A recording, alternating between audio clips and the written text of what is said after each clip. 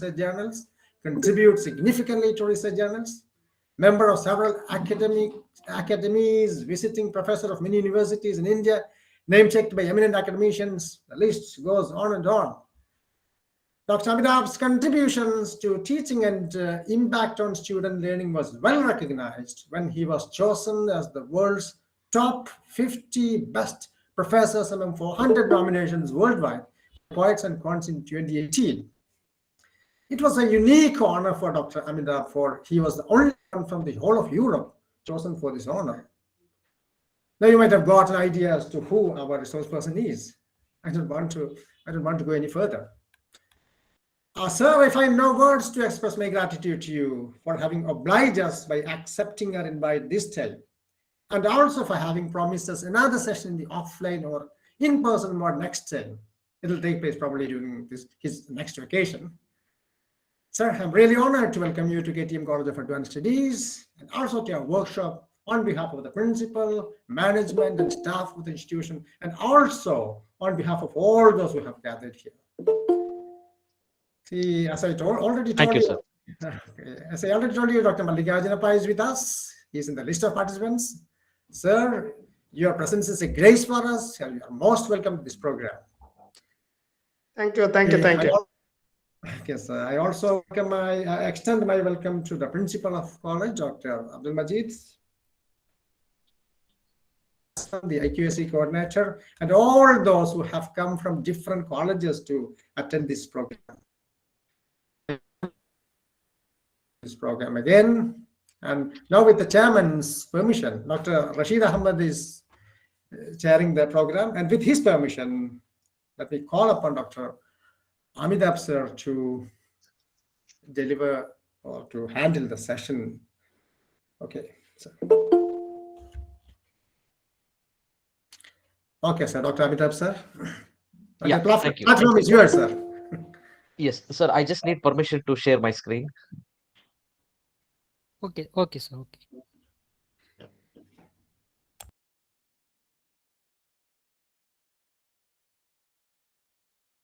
Thank you.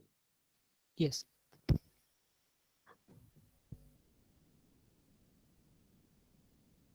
So please tell me when you're able to see my screen. Yes, okay, sir. Sir. It's visible. It's visible. It's visible, sir? Right, it's visible, sir. Quite visible. Okay. So, first of all, Dr. Rahman, sir, thank you so much. My gratitude, my request, and thank you so much for accepting, my request that, I can talk on this particular topic.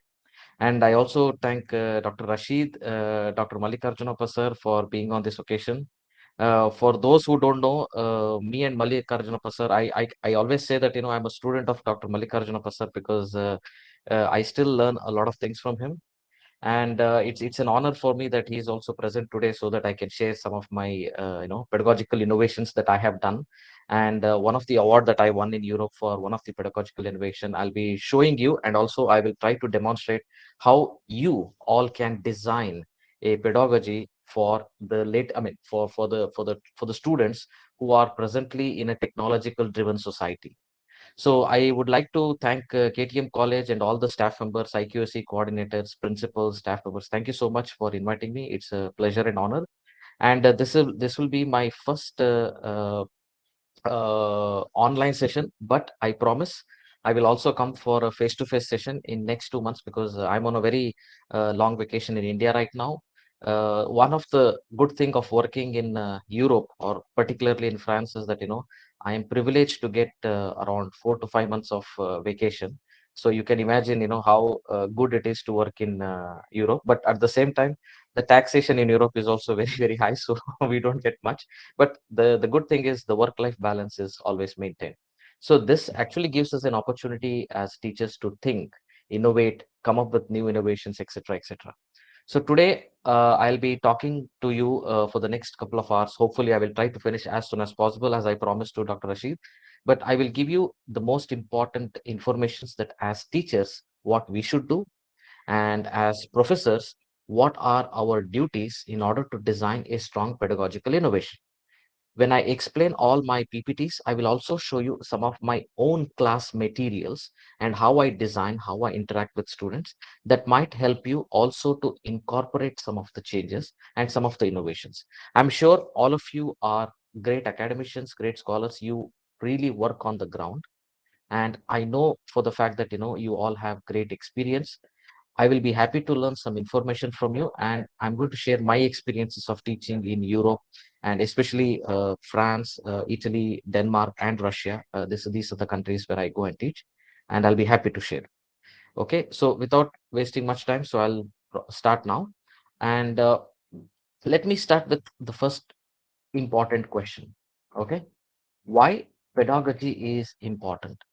See, I would like to quote a very interesting thing that I heard this, when I was a student.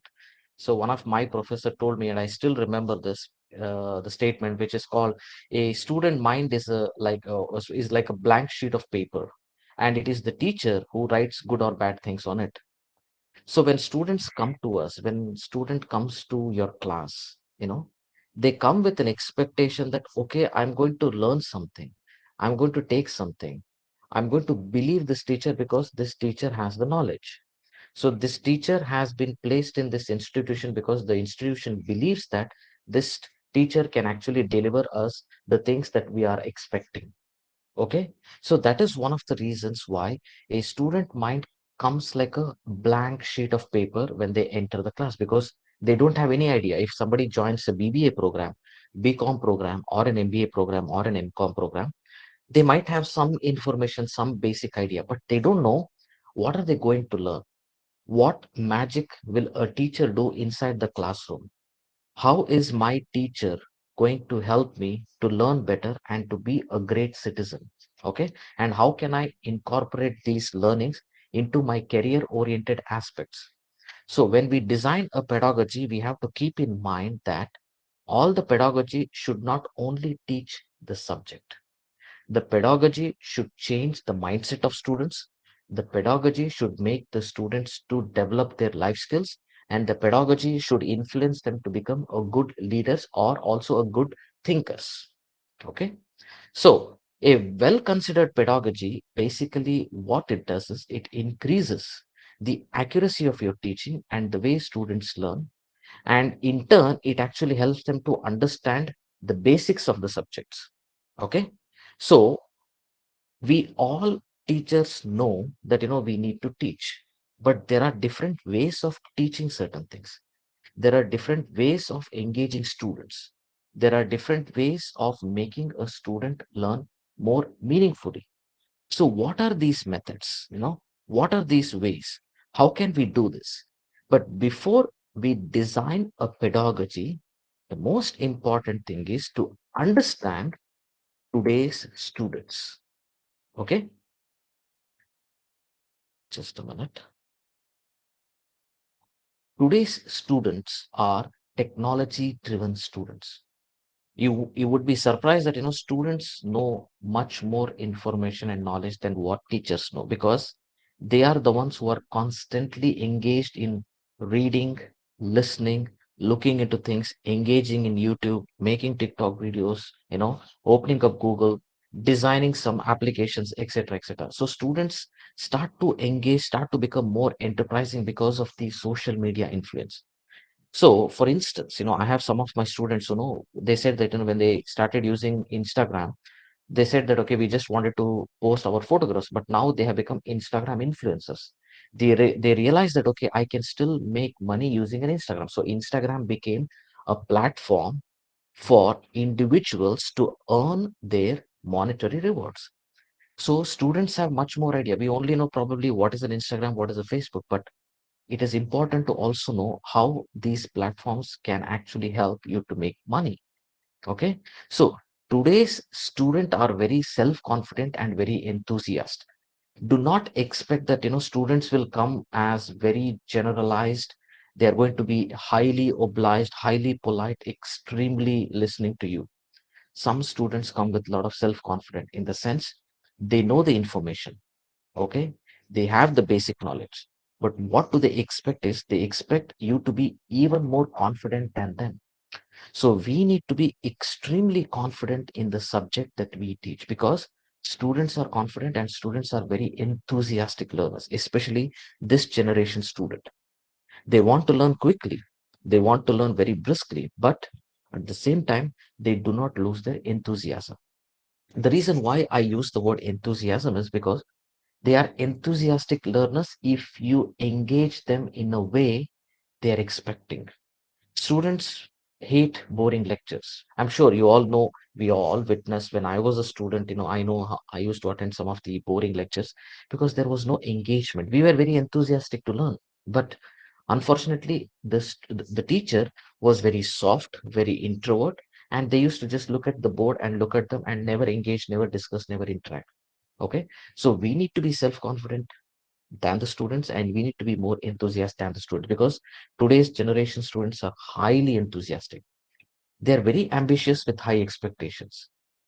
When I first entered my class in Europe, when I was teaching organizational behavior, students said that, professor, we are expecting a lot from your course, because in Europe, one of the things every institution that I know they do is, the first session is where you need to understand the expectation of the students. So there is a form.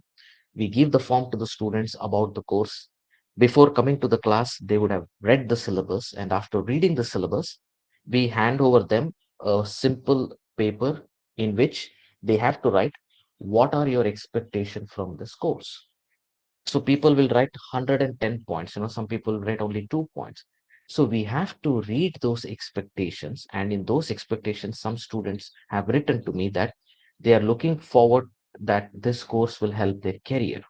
Now imagine if a student comes to you and tells you that, professor, I joined your college because I want to learn in your class that how I can implement these learnings in my real life. I want your course to help shape my career. I want your course to help me become a great human being. I want your course to make me an enterprising entrepreneurial person. So, the first session, what I always do, what I always have learned is, I take the first feedback called as expectation from a course.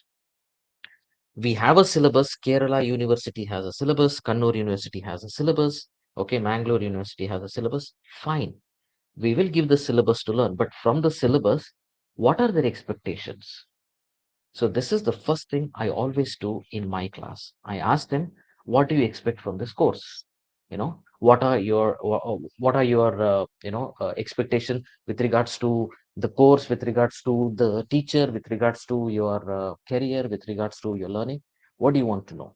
So those things I ask.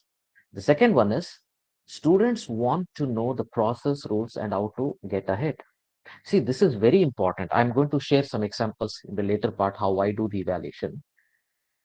Students want to know how the internals will be evaluated, how you are going to grade us, what are your expectations. As a teacher, what is your expectation? So they will come and ask you so that they can align and they can get ahead in your course. So that's one. Expect to start at the top. All the students, they want to always be in the excuse me, sorry.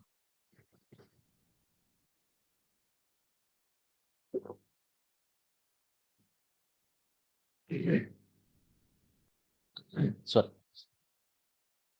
All the students all the students, they expect to start at the top. In the sense, every student wants to be ahead to their next counterpart students. So any student who sits next to each other, they're always professional competitors. They might be friends, they might be good students, but they want to always start at the top.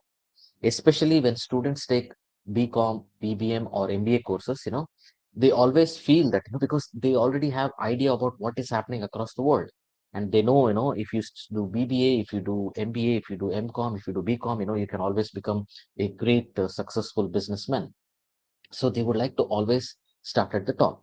Okay. And before you design your pedagogy, you need to understand, how the students feel. Okay. What are their expectation in terms of being in the course and getting grades in the course? Okay. That's one. Want constant and immediate feedback. See, this is very important. I always give feedbacks to my students every third session. If I have 15 sessions, okay, I make sure that, every fourth session, they actually get a feedback, which means to say, when you take the first session, try to have a gap of, 4 sessions. So between the first and fourth session, you will try to get a feeling of, how students are trying to understand. Okay. So when I finish my 3 sessions, the fourth session, I go to my class, I spend 15 minutes to 20 minutes, and I ask the students, dear students, we have finished chapter number 1, chapter number 2, and chapter number 3. So before I get into chapter number 4, 5, 6, I would like to ask you, can you please tell me what are the things I need to change as a teacher? What are the things that you liked in this first 3 session, and what are the things that you did not like? What are the more improvements or changes would you like to see? Do you want more case studies? Do you want the same pattern of teaching that I did for first 3 sessions, or would you like to see some changes? And believe me, students will always be open in this particular part. So in Europe, in France, when I teach, every third session, I try to take a feedback from students. You need to be humble. We need to ask students that, dear students, please tell me, are you okay with my first 3 sessions? What did you like? What you didn't like? Is there something that I can change? Is there some case study that you really like that I want you to continue the same or bring some interesting things like that? Because once we do this, at the same time, even student also expect the same thing. Students would expect, dear sir, dear madam, we finished 3 sessions. This is my learning and this is my understanding. Can you please give me a feedback so that the next few sessions I can be better? So this has to be a two-way process. Try to give them a small quiz. Try to give them a small writing. You tell them we have finished chapter 1, 2, and 3, and I would be giving you some sort of some sort of a test, some sort of an understanding or a learning feedback. So you go to the class, you hand over a sheet to them, you give them some general questions, tell them, dear students, don't look at your notes, don't look at the board, don't look at anywhere. Just write what you have understood in the first 3 sessions. You need to tell them to read and come, and you just tell them to scribble. Just give them one page writing, or give them a small essay, or give them a quiz. That is the best thing. So you will know that, whether your teaching has made an impact on them in the first 3 sessions, whether students are engaging, whether students are reciprocating, etc., etc. Okay, because today's students, they want immediate feedback, and they want feedback every next session. Sir, can you please tell me, how can I improve on this? Sir, I sent you an assignment yesterday. What do you think of my writing? Do you think I can do better? Or is there something I need to change? The moment students start to ask this, that means they are really engaged. They want to get some feedback. And sometimes students will be very, very shy and timid. So we need to also tell them that, you need to come and meet us to get a personal feedback, because some students, they'll have some personal things to not to come or ask them publicly. So we need to deal with those students in a different way. Today's students also move quickly from one thing to the other. See, one thing that I have observed, or what research says, is that, today's students, they need a lot of change. They don't want just one thing to be focused. They want to move quickly from one thing to the other. In the sense that, for instance, if they are learning about, let's say, organizational behavior, they want to immediately jump into the psychology aspect. They want to study, okay, although I'm studying organization behavior, I would like to understand the human psychology. And from human psychology, they would like to go into cognitive science. So there is a shift. The reason is they try to get deeper and deeper into the subject and associated subjects.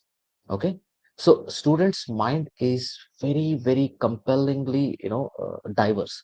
So they want to understand each and everything. When you teach organizational behavior, in the definition itself, we try to say that, it is related to psychology and sociology. The students would like to engage in, okay, why is this sociology and psychology combination of organizational behavior? Etc., etc., etc. So we also need to understand that when we prepare our pedagogy, we need to ensure that, if a student is interested in moving from one thing to the other, we need to create some sort of connections. I'll be showing you in the examples in the end. Okay. So today's Gen Y students, they are not as independent as Gen X, in the sense, some old students, like, we were all dependent on our parents. But today's students, they're extremely independent. They make their own decisions. They try to work part times. I have seen some students in this, in especially in Bangalore, where I went to Jain University once, and I met the BBA students, and all the BBA students, they have classes very early morning, starting from 8 to 12 or something. And most of them, they say, sir, I work in a, in a retail shop. I work in Reliance retail. Some used to work in other small retail. They say we do part-time jobs. So we work in the afternoon, and we go back home, and we sleep, and we come back early morning to the class. So some students have become so independent that they just don't want to study, but they also want to work. And some students work, for example, I have some BCom students who work in CA offices, and some students work in company secretary offices. So they just work part-time as they want to learn. They say that, okay, I'm going to learn in my classrooms, but how do I learn, in a practical way? So they say that I would like to volunteer. Some people purely work on volunteer basis, and some people purely work on paid basis. So today's generation students are very independent. They know how to make their way. They are not just readers and digesters. Instead, they just don't read and digest the topic or subject or knowledge. They are surfers and scanners. They would like to go deeper and deeper. They want to go back to the history. They will start thinking, okay, why are we studying this course? What is so important? What is the future of this? How will this help me to start a business? How will this help me to become a more independent person, etc., etc.? So we need to also make sure that our pedagogy involves a lot of interesting ideas and things, not just to read them and digest, but to give them more information, because as I told you in the beginning, students will have more information than us. Always technologically savvy, always in a rush. They want things to happen in instant. In the sense, they want to know everything in a quick time. It's like, professor, tell me about this. How can I do this? Many organizations are starting, many people are joining. How can I also do this? I would like to make money more quickly. Can I get into Bitcoin trading? Can I get into stock market trading? How can I have a digital wallet? What is the best way to engage in foreign currency trading? Can I do this? Can I do that? They want to have more information every now and then. So it is important for us as teachers that, we also should be engaged in learning. All right. And they are very quick learners. No matter how much time you take to teach them, they will learn it quickly, because today's students are born digital natives. So they are always with their mobile phones, with their computers. So they know technology very well, and they know how to learn things quickly. So we have to just be facilitators rather than teachers. So the moment we start to facilitate things, they are very quick learners, and we have to design our pedagogy in a way they can learn quick. Okay. As I told you, I'll be showing you examples in the end. So this is about understanding today's generation students, or the generation of students that you're going to see in the next 1 or 2 or 3 years. So they are coming with a lot of expectations. Okay. Now, why is that when we design a pedagogy, okay, there will obviously be a student expectation. Okay. No, when I started asking questions to my own students, I made these points because these are the ones that I expected from a student. Okay. And when I asked some questions, I slightly tried to modify based on student expectations. Okay. So basically, student come to an institution, come to a college with something called as want. Okay. They want, and they want. So what do they want? I mean, if our pedagogy has to be very strong, what do they expect? They want a solid knowledge base and real world applications. Okay, I'll be showing you examples in the end. Okay, now I want you to just focus on these important points. They want clear, concise, and organized material to read. Gone are the days when we used to give, read this book, chapter number 1 to this one, giving the whole book. Okay, now the syllabus are getting changed. For example, in Europe, when I design a course, I'll be sharing you my syllabus as well. My syllabus has no textbook, believe it or not. I teach 6 subjects: organization change management, organizational behavior, okay, organizational leadership and strategy, okay, entrepreneurship, doing business in Europe, okay, and the last one is change management. I do not have any prescribed textbook for all these courses. The way we design the courses are completely different. We want to make the concepts very clear. So we read articles. Of course, we read textbooks. We obviously have some reference textbook, but we do not tell students to read textbook because students do not have time to read the whole lot of textbook. I do understand that, in universities, there are textbooks that students have to read, but I would like to propose that all professors should write to engage in a textbook which should be very, very concise. Okay, not a huge one. I'll be giving you examples. So today's student want clear, concise, and organized materials. They want everything to be short, crisp, and well organized so that they read, they understand the concept very quickly. They want to be stimulated, active, and participatory. Do not think, as a teacher, do not think that students will not participate. They have the eager, they have the urge, they want to participate and they want to engage in meaningful learnings. But it is the teacher who should actually stimulate. How do we stimulate them? How do we make them active? How do we make them participatory? The reason is, as teachers, you need to be more flexible in terms of adopting your pedagogy. Okay, as I told you, I'll be showing you in the end my own course so that you'll understand everything that I've incorporated. Got it? So want to be stimulated, active, and participating. They want to know why. The most important thing the students will come to your class to ask is, why, sir? Why, ma'am? Why should I know this concept? Why do you think this is important? Why should I care about this theory? Why should I study about financial implications? Why should I study about financial evaluations? Why should I study about human resource policies? What is it going to help me? How do you think this is going to help me? How do you think I'm going to be part of a human resource policy when I'm a finance professional? How do you think HR policy is going to help me when I'm a marketing professional? You need to find a link to each and every profession when you're trying to teach a course. They want to know why. Every question that will boil down in the end is why. Why is this important? Why is your course important? Why should I even study? Why should I even study this case? What is it going to help to? So you as a teacher should tell them, this is why it is important. This is why it is going to help your career. This is why this is very critical. This is why this is going to shape your future, etc., etc. Okay. Another most important thing the students want when you design a pedagogy, when you design as a teacher, is they want the faculty to be enthusiastic, helpful, and engaged. Please remember, see, when I won the Best Professor Award, the top 50 in 2018, I was always dedicated to my student. Okay. So whenever my student wanted my help, I'm always there for them. I tried to engage my students in very, very interesting case studies and conversations. I never let them feel bored. I only engage them for 30 to 35 minutes of lecturing. Then the next 30 to 1 hour, I always make them to speak. That is how I design my cases. Students learn when you engage them in some sort of a curiosity based pedagogy, which I'll be sharing it to you in the end. Okay. So the student expect you to be enthusiastic. Please go with a big smile to the class. Okay. Please go with a lot of energy.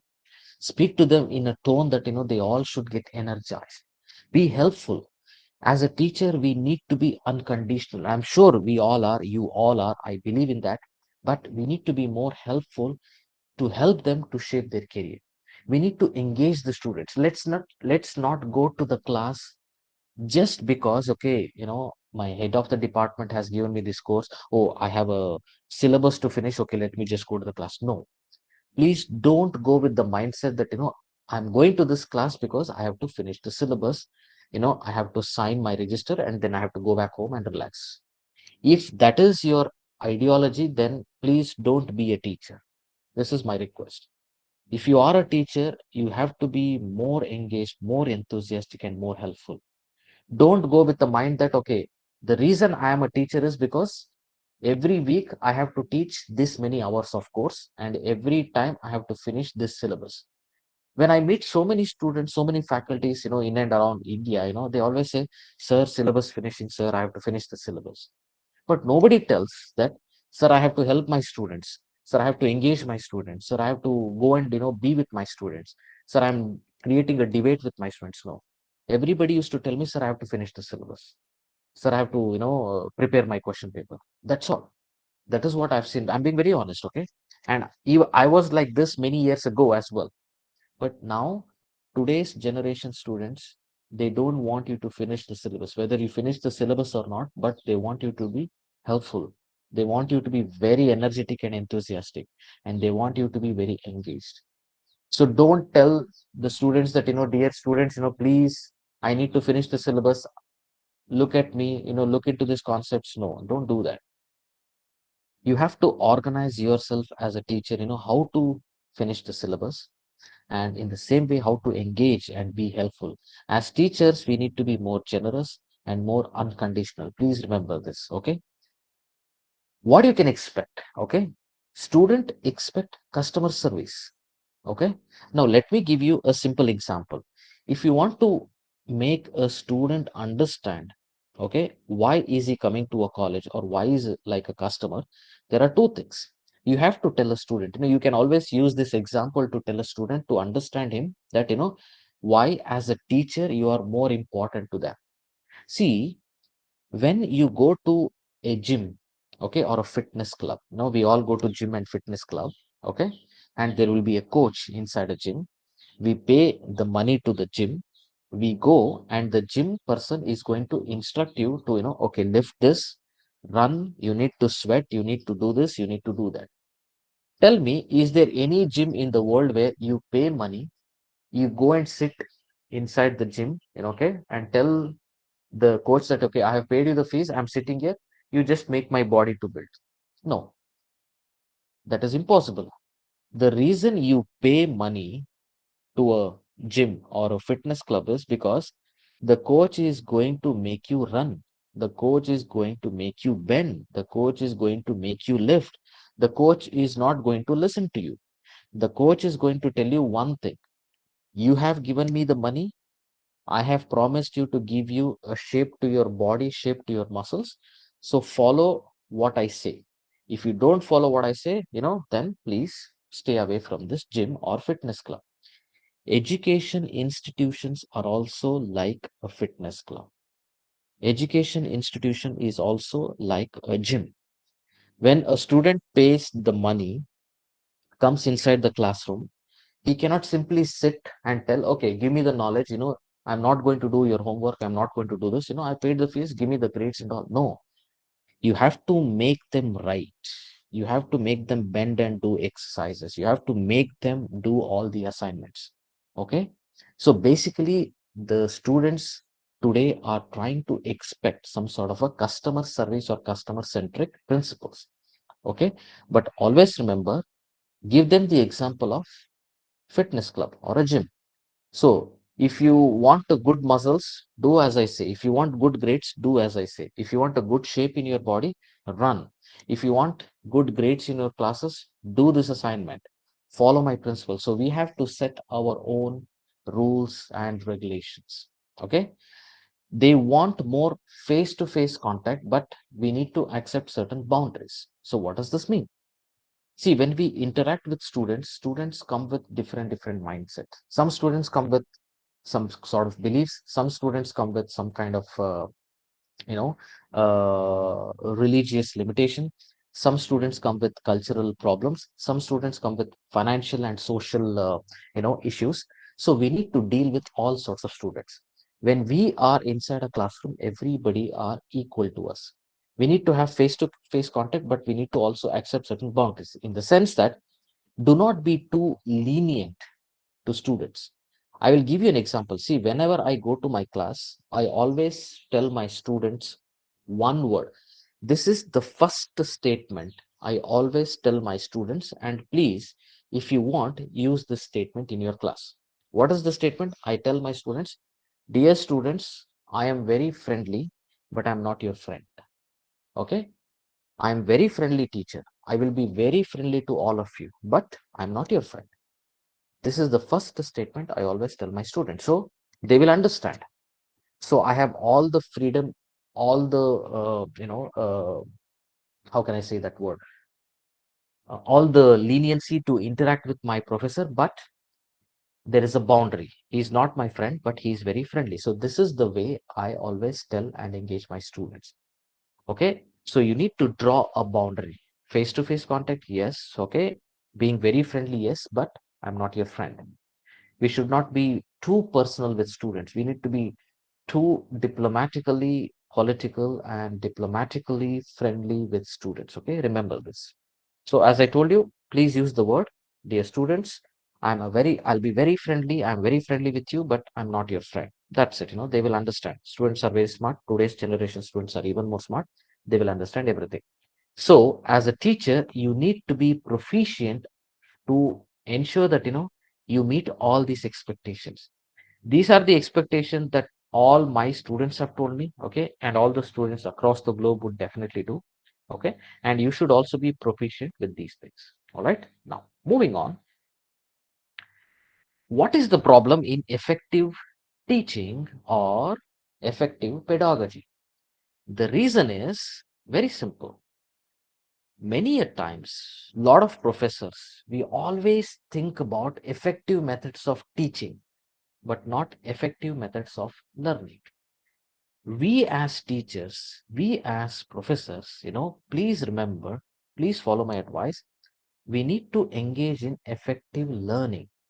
The more effective learning we are, the more effective methods and teaching pedagogy innovations we can create. See, this was one of the statement that hit me very hard, when I joined as first assistant professor in France. Okay.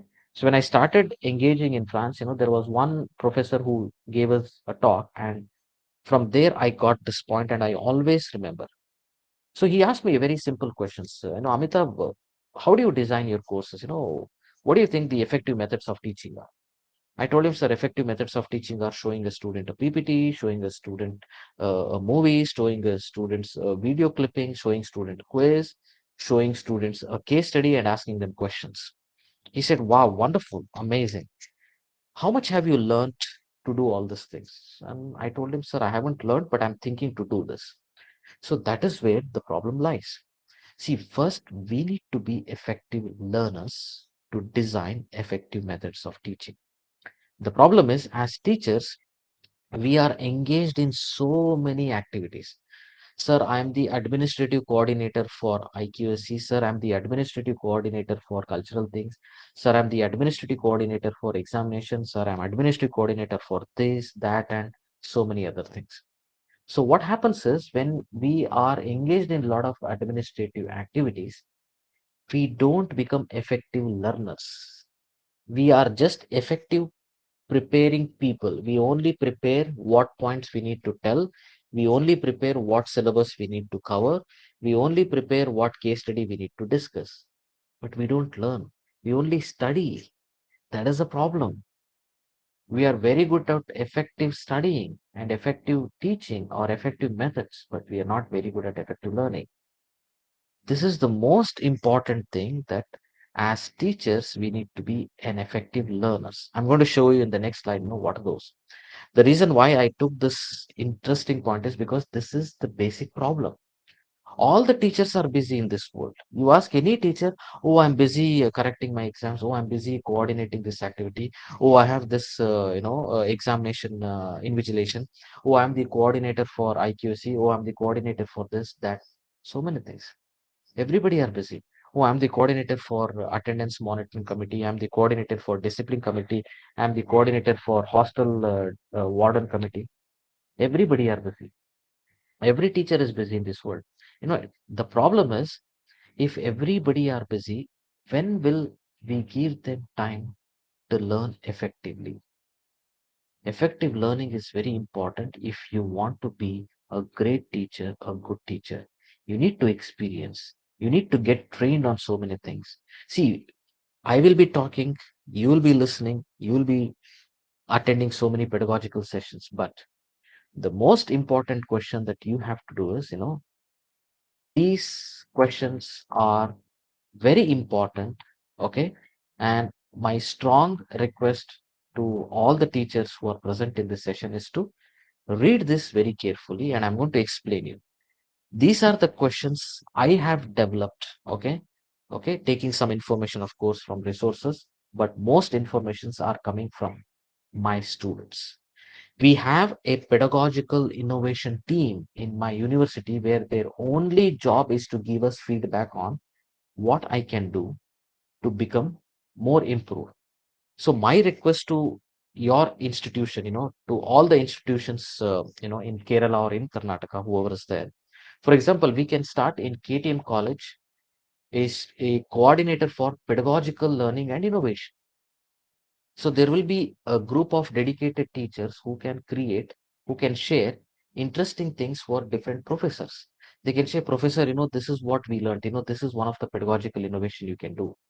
So rather than creating all the different types of administrative responsibilities, one of the administrative responsibility an institution can do is by creating teaching and learning or pedagogical innovation team, bringing in new things. So what do we do in this? What do I do with my students?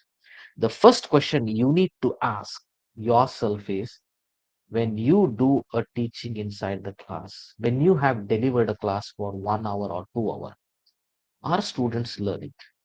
How do you know this? How do you know if the students are learning? We basically ask, dear students, are you happy? Everything okay? Students would obviously say yes. Students will obviously say good things because we have their grades in our hands. So they don't want to jeopardize their situation. They always be nice. But when you give them an anonymous feedback, then they will write every good and bad things on it. So you will be surprised when I interact with my students, they say, wow, very nice.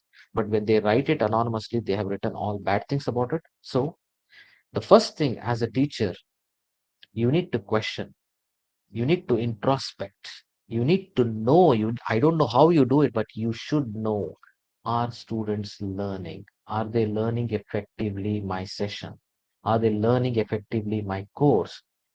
You have to understand, you have to know. So how do you know this? You have to create a mechanism. I'll be sharing an example in the next slide. You have to share a mechanism. Okay, that's one. Am I teaching effectively? How many times have you asked a question to yourself? Be honest and tell me, how many times do you do this? Am I teaching effectively? I do this every session.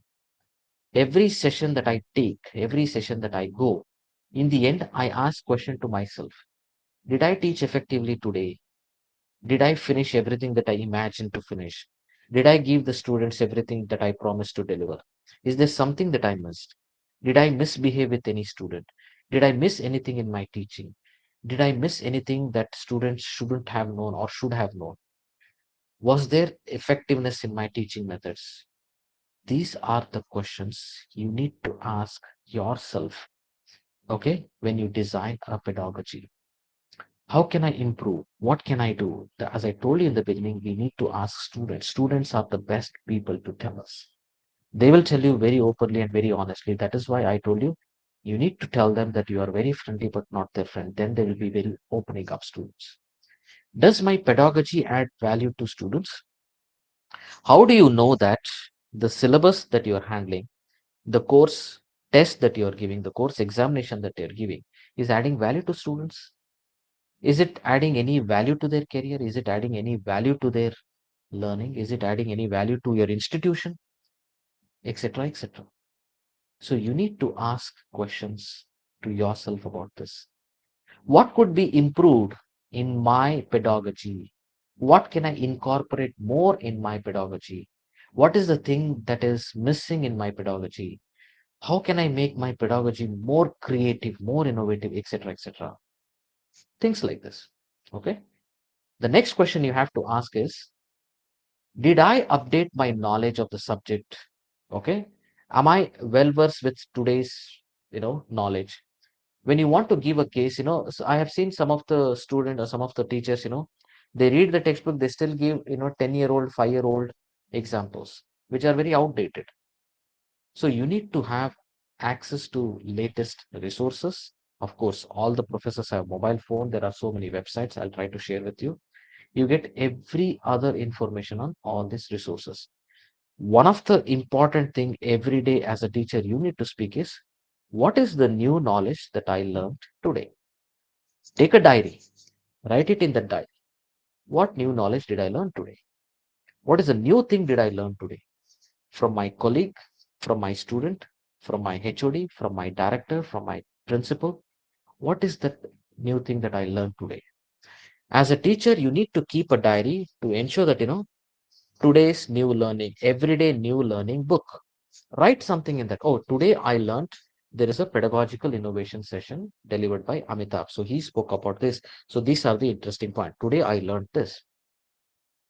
Make a diary. Keep a diary. That diary is going to help you every day that, okay, this is the new thing that you learned. You're watching a news and you see that, okay, oh wow, Tesla has decided to buy, I mean, Tesla's owner Elon Musk has decided to buy Twitter. Okay. But in the next news you study, the deal is still on hold. Why? What's happening? You need to become more curious about this. So every day you need to make a note. Today I learned that, Government of India has promised, MSMEs to get some more benefits. Government of India decided to reduce the GST on housing, this one to 5%, etc., etc. You see what I mean? So these are the things that every day as a teacher you need to keep your resource and knowledge and make sure that you have everything. The next thing you have to ask a question to yourself is, did I clarify my expectation and aspiration to students? Did I motivate the students? Are students motivated to learn? Are students motivated to come to my class every next hour, etc., etc.? Things like that. Did I engage the students more creatively? Did I plan my lessons more effectively? Is there continuity in the students' learning curve? Because students' learning curve should not come down. It should always gradually increase higher and higher and higher. Okay. Whether my teaching gives students to be more exploratory or critical. One of the important thing as teachers you need to do is you need to understand whether your teaching is making students to be more creative, more intellectual, and more learning. This is one of the most important things that you need to do. Okay. This is going to definitely help you in terms of ensuring that your students will be more engaged in your class. See, you are making your students more creative, a better thinker, a great intellectual capable people. Okay, so you have to develop that interest, so you need to be more innovative. Of course, I'll be showing you example in the end. The next one is, did I give my students sufficient time for reflection? The most important thing as a teacher when you design a pedagogy is the commitment. What we do as teachers is, okay, oh, we have to finish the syllabus, examination is coming up, okay, students finish this, finish that, assignments, etc. But are we giving enough time for students to reflect on my subject? Because students do not have one subject. As a teacher you have only one subject to teach, but student in the same semester have 5 subjects to learn, so they also need sufficient time. We need to respect that. So did you decide, okay, how much time do you give your students to reflect? How much time do you give your students to learn? How much time do you give your students to come back with questions? How much time do you give students to reflect on a case? How much time do you give students to develop a case study, develop a notes, develop something that you think is important, which is part of your course? Time is a very important factor. So we need to give them sufficient time to reflect on the learning. The last important point is whether my assessment will help students to get very informative feedback. One of the things as a teacher you need to do is, when we grade, when we do things, you need to understand whether the assessment that you're doing is helping the students or not. Okay. The informative feedback is helping the students or not. So once the learning happens, the post learning, you have to see whether you have given a clear feedback to students, or whether you have given a short feedback to students, or whether your feedback has not added any value to the students. These are the things you need to question. So this is very important. This particular PowerPoint information that I'm sharing is very important because you as teachers, you need to question yourself whether I'm honest in teaching, whether I'm honest in finishing the syllabus, whether I'm honest in making students learn, whether I'm honest to give students sufficient time, whether I'm selfish, whether I'm not committed. whether I'm not motivated. See, these are the questions that should be inside the heart of a teacher. So when you have these things, then only you can be a great teacher. Then only students will always love you. Please remember this. This is the most important part of my, session. Next, moving on. As I told you, I wanted to share with you one example. Okay, one example of how student evaluated my course. Okay, this is the course on doing business in Europe that I taught for my students. Okay, so you can see here everything is divided. When students evaluate, they evaluate based on whatever they learn. So this is evaluated on 100%. So I'm going to share with you here. You see professor availability 90%. So my professor was available for my students 90% of the time. Professor attitude with the students and with the class 84%, which is very good for me. Okay. Objectives, whether the professor explained why the course has been delivered, what are the objective of the course, what are the expectations of the students, whether the expectation will be matched, etc., is around 87, 88%. Course content. Course content means how your course will be delivered, whether your course will be delivered online mode, offline mode, blended learning, case-based learning, topic learning, etc., etc., etc. Okay. Videography, video information, group activities, team learning, project assignment, everything. So the course content, okay, students were very clear. Okay, I got 87%. Now grading system. So I'm little tough in my grading system. Okay, so that is why you can see I got almost 80% because the grading system, although it is clear for the students in the beginning, but in the end, students feel that okay, oh, I needed this much grade, I needed that much grade. So the grading system will always vary. You need not to worry about it. Okay, then the most important is teaching materials. You can see almost I got 89%. So my teaching materials, I'll be showing you in the end some of my examples. The teaching materials are extremely important. The handouts, the PowerPoint, the notes, the case studies that you give as a teacher to the class is very important. Okay. The next one is teaching methods. The type of teaching methods you use. I always use blended learning approach in the sense if I have a 25-hour course, 4 hours will be online course, 6 hours will be face-to-face course, another 6 hours will be face-to-face interactive course, and the next few hours will be project engagement and project discussion or case discussion courses. So I divide my courses based on different criteria. But when you want to be evaluated on a pedagogy in Europe, especially in my universities, this is what we use. Okay, teaching methods is here, and then skills acquired. You see here, skills acquired here, the last one, around 87%. So if you are a teacher, you will be evaluated based on all these things. Perhaps you can use the same structure in your own institution, in your own university, and get a feedback from student. Create, okay, how much did you like the course content on let's say organizational behavior or financial management or business fundamentals or commercial practice, etc. Then grading system, then objectives, professor attitude, professor availability, skills acquired, teaching methods. You can use the same thing, create a Likert scale, 1 to 5, highly likely, highly unlikely, and then you will know the result. As an institution, you can improve, and as a teacher, you can improve your methods. You will know, for example, for me, I understood that, okay, I need to be a little more clear with my grading system and little more fair in my grading system. Okay. Teaching materials, absolutely fine, more than 85%. Teaching methods, 89 to 88%, which is absolutely great.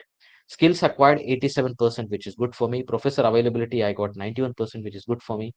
Professor attitude 86%, good for me. Objectives 88%, course content 87%. So you'll get these kind of objectives which will help you to become a great teacher. So you need to have these kind of feedbacks taking every third or fourth session so that you can improve. So that is what we do in Europe, because in Europe teaching is taken very seriously.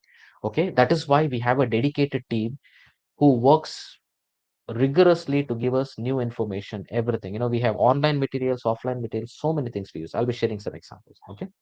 So this is how I am evaluated in Europe based on my pedagogical content. So based on this pedagogical content, this is what is going to determine the student's outcome. Now, what is the student outcome in this is the skills acquired.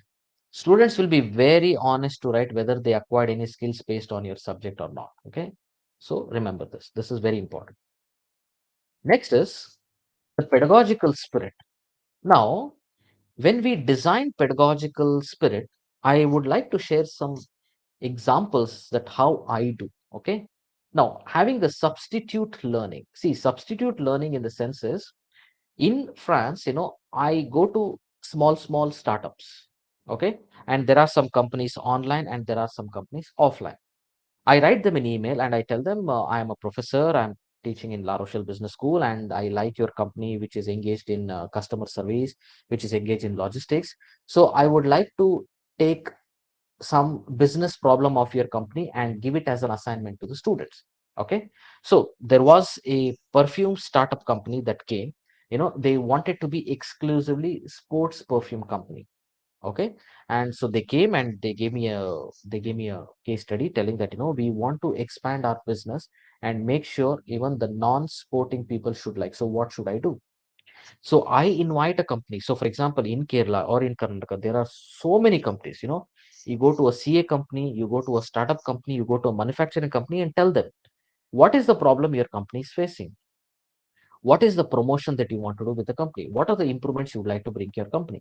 Take those cases and tell them, okay, you tell the director or the manager that I'm going to assign a student who is going to come and learn here and offer some recommendations. Do that. This is going to really help. In all my courses, I make sure that there will be one or two companies where my students can practically engage in the concepts that they learn. So this is what we call it as the substitute active learning projects. The next one is holding or accountable. If a student is not delivering something that you are expecting, okay, you need to make student responsible. So you need to create a student senate or a student leadership. So as I told you in the beginning, you need to be a facilitator.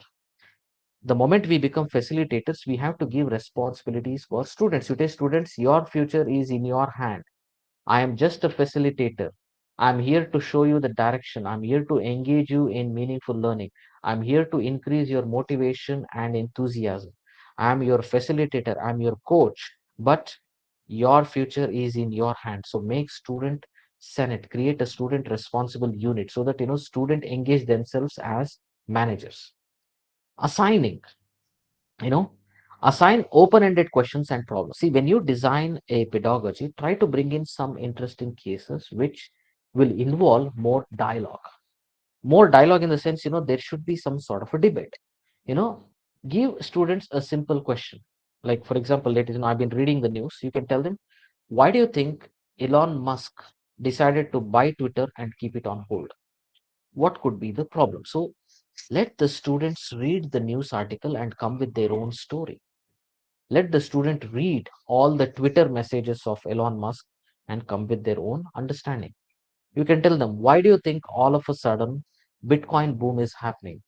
Why do you think all of a sudden there is, Tata company is trying to raise SUVs at 5 to 6 lakhs? What is the competition? Why do you think the petrol prices are increasing? What are the implications of Russia-Ukraine war on India? What will happen to India if Russia and Ukraine go on war?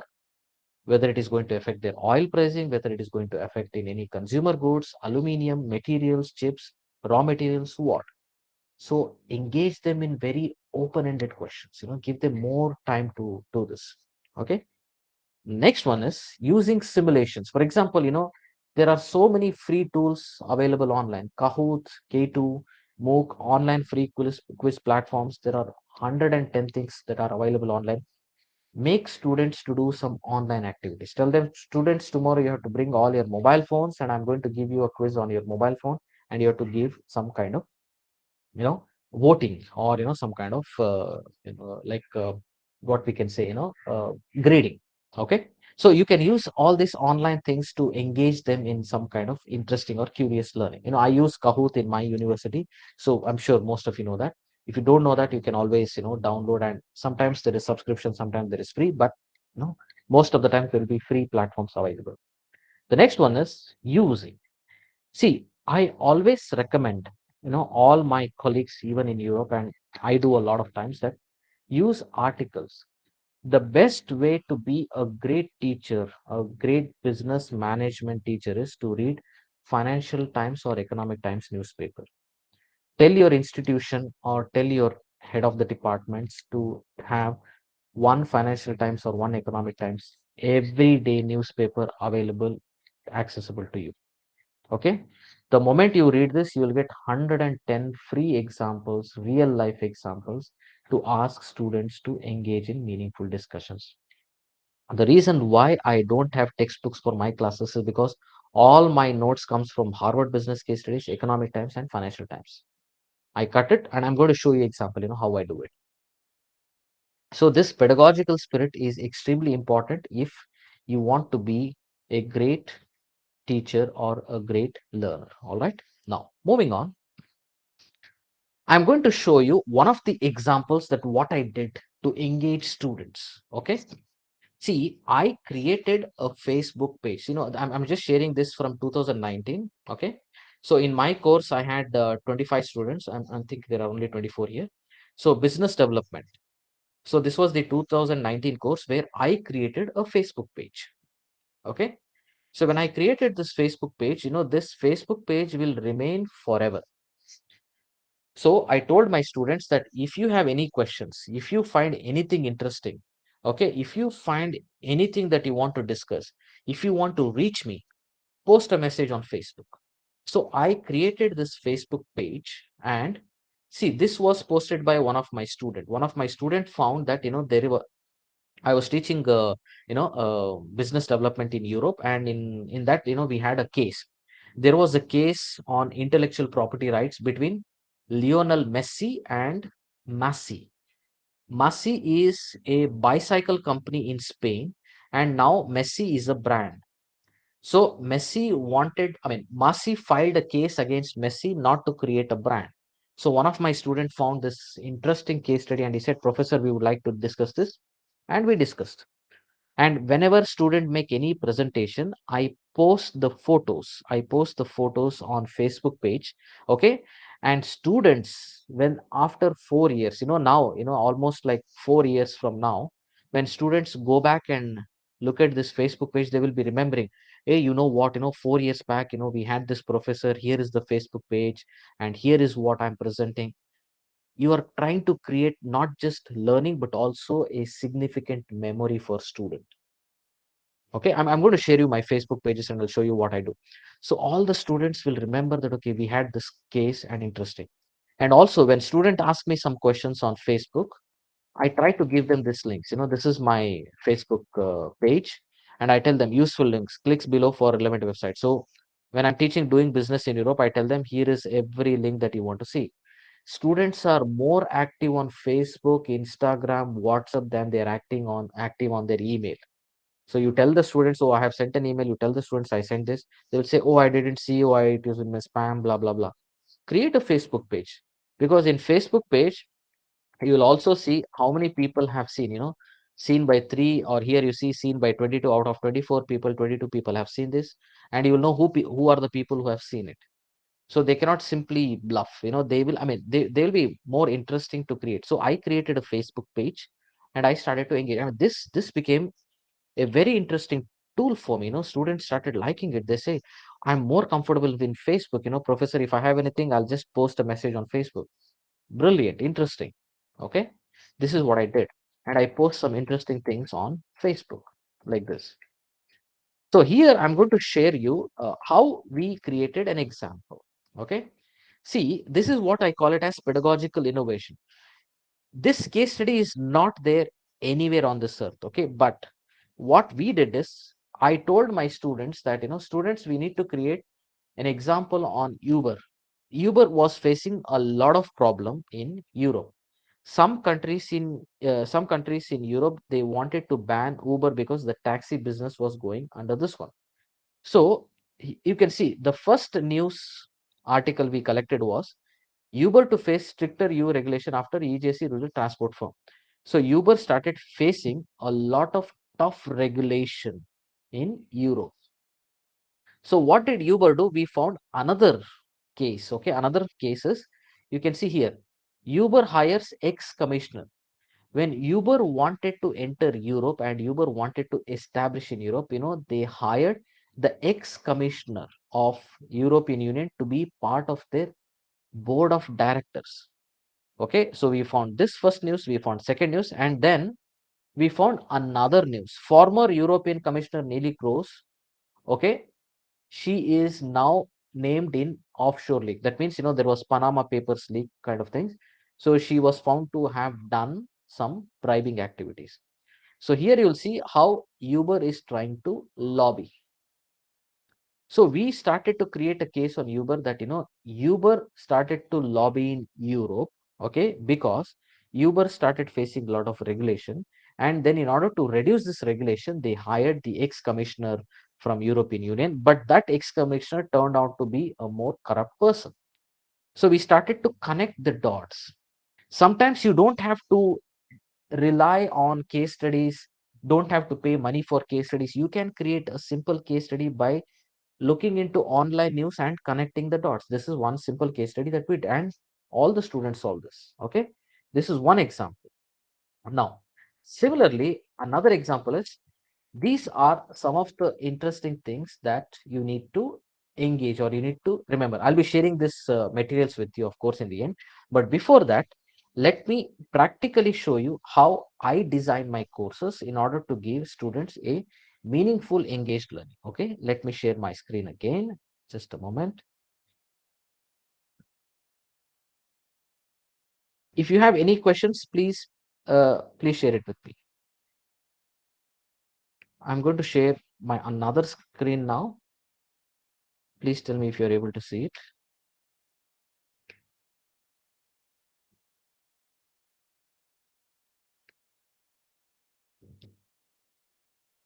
Okay, can you see my course? Yes, sir. See, I'm going to show you one of my latest course that I taught, just 2 months back. All right. So this is the course I teach, managing change in a complex world. So one of the interesting thing that I do, I mean, I'm just trying to show you the pedagogy is always try to, show your photo to the students, no matter if they have seen you 110 times, doesn't matter. Tell where you have studied, what you have studied, okay, and what you're doing, okay. They should always know the professor and the professor background because that is how they will try to respect you. Okay. Now, the next thing that I do usually in my course is that, rules of the class. This is very, very interesting, and you can always follow this with your students as well. Now, here you see rules of the class in my course. First, you are allowed to come only 5 minutes late to the class. If you are still late, don't come to the class, or you have to sing a song and then enter. If any student comes late to my class, they have to sing a song and then enter because they should, or they must entertain us because they came late, they are disturbing. So let them entertain and then enter the class. So this is the rules of my class. Second, you have to be very clear with your students on how they should call you. Okay. Oh, sorry. How they should call you. Number one, whether they should call you as professors, they should call you as teachers, they should call you as Mr. or Miss. Don't let them call you by your names. As I told you, we are friendly, but not your friends. If a student wants to write you emails or messages, you have to tell them, don't use the word hello, hi, yo, cuckoo is a term in French, which is called hi or hey, etc. They are a business and management professional student, so they should be very, very clear. One of the rules in my classes, at any point in your class, if you have doubts, don't hesitate to ask. Appreciate discussion and debate in classrooms. If any student is found disturbing the class, he or she will be sent out mercilessly. The best way to contact me is by sending a chat message on Microsoft Teams, because sometimes students send me email, and they say, I get 100 emails, so I forgot. So I always tell my students to send me a chat message on Microsoft Teams, so it would be more easy for them. So summary of the course, this course will be highly interactive, driven by practical examples and theoretical details. Considering most of you are in alternates, alternates is a work study program. So it will give you more flexibility. Assignments will be on standards, group work, encouraging class. So this is the first information that you should give to all your students. I mean, if you think this is relevant, I would recommend you to give this course to all your students and tell them how this can be done. Okay. The next is always start with a quote. See, this has always helped me, to make students to be more curious. Okay. So I'm teaching this course called change management, change management in a complex world. And I always tell the students that, dear students, I would like to give you one of the most famous quote by Charles Darwin. It is not the strongest species that survive, nor the most intelligent, but the one that is most responsive to change. You're trying to hit them very hard to tell them that, why change management is important or why change is important. So I found this quote and I try to relate this to my business students, and I'll tell them, see, whether you are intelligent or whether you're strong in your business, it won't matter. But the more you are responsive and adaptive to change, then you are going to be the great business survival. Okay, this will hit them very hard. And from starting from this, then I immediately engage them in why you must study change management. You see, these are the questions I start in my pedagogy. This is how I design my pedagogy. Why you must study change management, why you must study organization behavior, why you should study financial management, why you should study marketing principles, why you should study accounting and finance. Always remember, make this first slide very, very interesting. I give them very clear examples. Change management lessons are required for students to understand about psychology of change. Okay. Change management courses help business students to prepare for the likelihood that future employee will drastically alter your job. Example, COVID-19. Okay. To flourish in 21st century, business must constantly adapt. Business school graduates should learn how to respond swiftly and effectively to changes in their target industry. Give them examples. Tell them. So I give them these three examples here. For example, Suzuki. Suzuki is a famous automobile company, but Suzuki, when they started, they were a sewing machine company. Okay. Lamborghini. Lamborghini was a tractor manufacturing company in Italy, but Lamborghini now is luxury sports car company. Nintendo was just like, when you play, rummy, it was a, play card company, but now they are leaders in gaming company. So I give them example of, why did Suzuki change? Why did Lamborghini change? Why did Nintendo change? I give them story, I explain them the background, and I tell them, for example, Lamborghini, you know, Lamborghini, founder of Lamborghini went to buy, car from uh, Ferrari. So when he brought a Ferrari car, Lamborghini gave feedback to Ferrari cars that, you need to change this, your throttle is this, your brakes are this one. Ferrari said, why don't you produce a car? Don't give me advices. If you want, you produce a car. This is the best car you can ever get. So Lamborghini realized that if I have to be a leader in the market, if I have to change the business, I need to engage in other business. So starting from tractor business, they engaged in luxury car business just because Ferrari did not listen to Lamborghini. This is the story. Nintendo, when market started to change, they realized that we cannot be any more paper-based company, so we need to become more digital. They changed. Suzuki company, they started thinking that okay, we are very innovative in design thinking, so why don't we design automobiles? Suzuki started from there. Okay, every company has changed. So that is why when you start your courses, start like this. Why you must study change management. Then ask them questions. Why did Lamborghini, Suzuki, Nintendo change? Okay, you have to engage them in discussion. This is what is called as engagement. I don't show them these answers, but I only ask them these questions and then I give them these answers. Okay, next. Then what is an organizational change? Give them information. Okay, everything, when you give a definition, I always give them example. The components that has to be changed is like, mission and vision, Tesla, strategy, Meta, goals, Alstom, structure, Zappos company, process, Expedia, technology, Philips, people, PayPal. Everything that you define, give them an example. Okay, what is organizational change?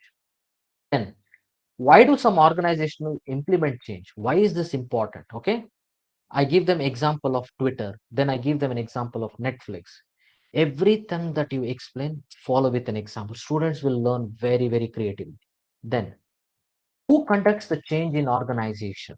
You see, I always start my pedagogy, my course, everything is designed with who, what, why, where, when, etc. Who conducts the change? Then I give them an example of Microsoft. Okay, every concept I explain, followed by every simple example. Then, why do some companies fail to embrace change? Okay, I give them an example of BlackBerry, which failed, Yahoo that failed, Nokia that failed, Kodak that failed.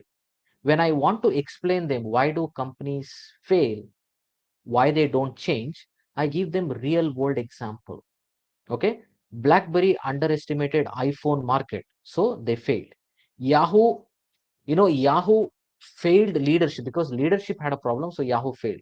Yahoo wanted to buy Google once, they failed. They wanted to buy Facebook just because of some few hundred millions. They said okay, goodbye. Nokia underestimated Android market. Kodak resisted digitalization change. Give them real life examples.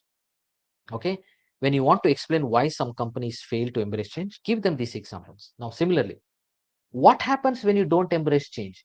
In the previous slide, you saw that I explained why some companies don't embrace change. But what happens when you don't embrace change? Give them new examples. Hummer, General Motors, big Hummer project, Polaroid cameras, Toys R Us. You have to give them real life examples. Then, organizational changes are driven by what factors? Why do you think organizations change? What factors drive them towards change? Give them real life examples. Opportunities and technology. Oakley is a sunglass manufacturing company, but now Oakley said that let us not be a sunglass manufacturing company, let us embrace digitalization. So they also have a small microphone, as you can see in this image. This microphone is nothing but a digital coach. It is going to tell you number of steps you have walked. It is going to tell you how is your heartbeat, everything. Okay, market opportunity, organizational identity, every single thing that you explain, go with an example. What drives global of change? This of course is more theoretical. Okay, but here also I give them example. You can see here I give them an example of I think Texaco company, and then I give example of Russia and Ukraine, then I give examples of Syria war, everything. What are the factors that promote change? Political changes, give example of Vietnam. Economic changes, Budapest. Cultural changes, Spain. New technology, Estonia. Ecological factors, Nordic business. Legal changes, EU. Everything is followed by an example. Everything that I teach is followed by an example. Okay, now principles of successful organizational change. A clear vision, as I told you, Tesla. Involvement of entire organization, the Virgin Group. Change agents, 3M, learning and development, Starbucks, Airbnb, everything. Students will have clear understanding. Type of change, here I give them example. Let's say adaptive change is one type of change. Domino's and McDonald. Innovative change, Nissan and Renault. Radical innovative change, Tesla, Hyperloop. Reactive change, Expedia. Planned change, Lego. Everything should follow with an example. Okay, people centric type of change. People centric, I took an example of Xerox Corporation, which gave phenomenal case study. Okay, how to implement change? Now here what I do is I give students a case here. Okay, let me go back here, let me come here. Yeah, here is the case. Okay, case study. I tell them to read the case of Nokia and they have to design a Kubler-Ross model. So this is how students design a case. I explain them the theory, then I give them a real life example. This you will not find anywhere on this earth. These are all designed by me and my students. So we both design together. Now, similarly here, case study. Read the case of Kodak and apply the Kubler-Ross 5-stage change curve model to Kodak. So once they do it for Nokia and then they do it for Kodak. Okay, real life examples. Then similarly, process of planned change, leadership change, everything will follow with a real life examples. Okay, so this is one such example that I wanted to share with you, that how you can design your pedagogy. Okay, see, pedagogy cannot happen overnight. We need to prepare. Now similarly, I will show you another example. Perhaps this you will understand how more practical it is. Let me just stop sharing and then share it with you. Another slide. Just a minute.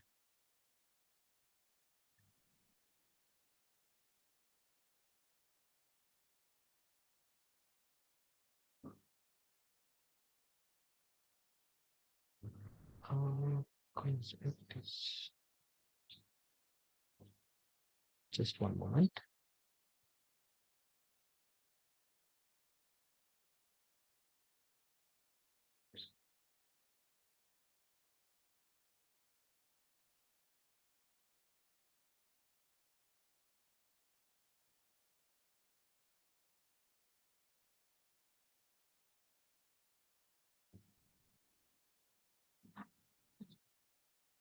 Sorry, it's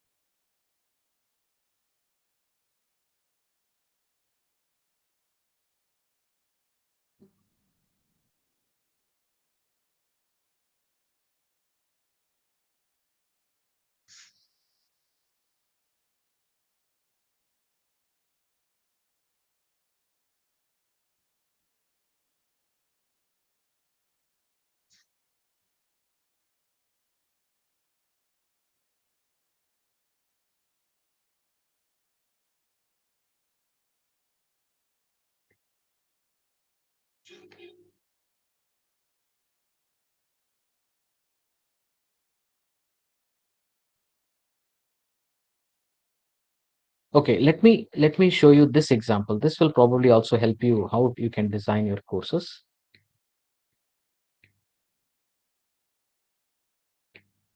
Are you able to see now, everyone? Yes, sir. Yeah. See here, this is one of my courses that I taught, in fall 2018, but I'm still continuing this. Uh, this is called Doing Business in Europe course. Okay, very practical, highly, systematic oriented. So you can see the grading system. I tell them midterm 30%, poster presentation 20%, project 20%, and final exam 30%. So this is how I divide my courses for students. So as I told you, everything that I start, I go with some history. Always use images, always use these interesting facts. Okay. And then you can see European Union history. I teach them European Union timelines, and then I show them a video. This is a video, European Parliament, everything systematically arranged. Okay. And why we should do business in Europe.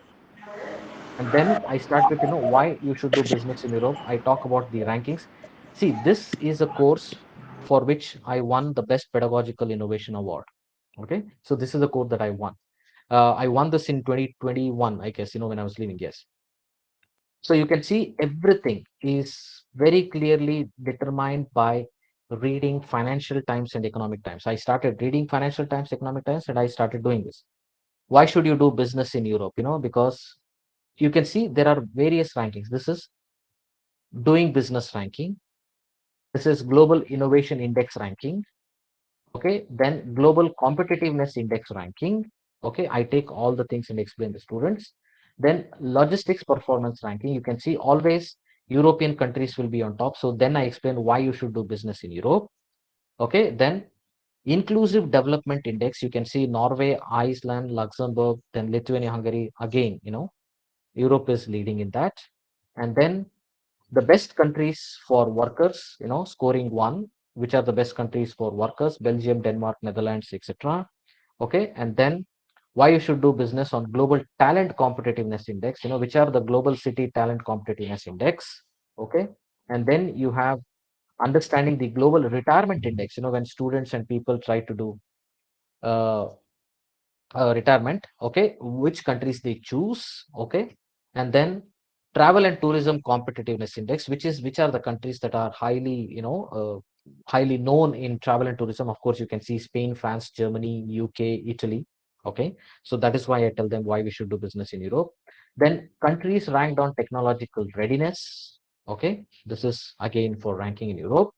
Then world digital competitiveness ranking. Again, you can see, there are at least 4 or 5 European countries in the ranking. Okay, and then this is the globalization index. Obviously, there will be Europe in that. And then best infrastructure, again, you will see Europe. And then most peaceful countries in the world. Okay, then again, you will see Europe. Happiest countries in the world. Okay, highest minimum wages in the world, everything. Okay, so when you design a course, you have to design in such a way that students get complete information followed by examples. Okay, that is why we take a lot of time in designing courses. We try to engage students in more meaningful discussions. Okay, so this is, of course, I wanted to kind of share my experiences, and with these experiences, of course, I have always got better feedback. And just to show you one of the case studies, let me just give you another example, because I would like to rather show the real examples than just talking. So I'm going to show you one more example here, how my students do case studies, perhaps.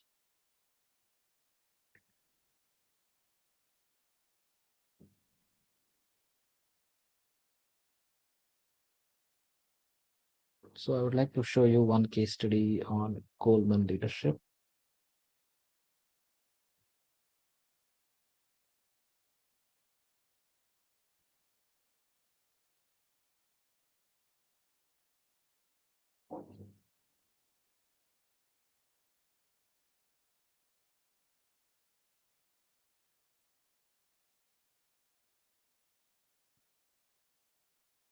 Student assignments.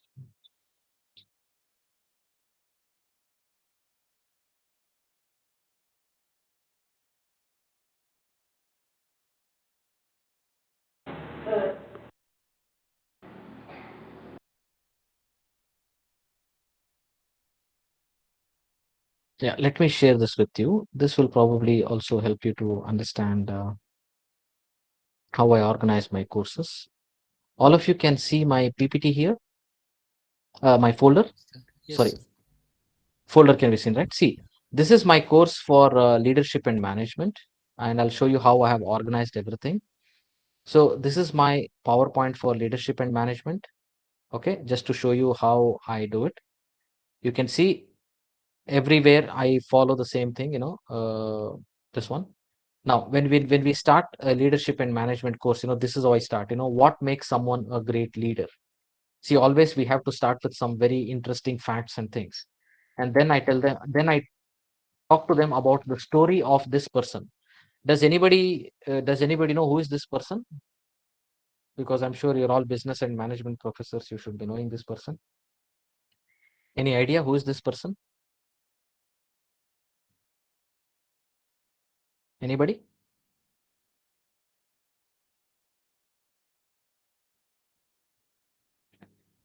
This person is called Suchiro Honda. Okay, he is the founder of Honda Motors Corporation.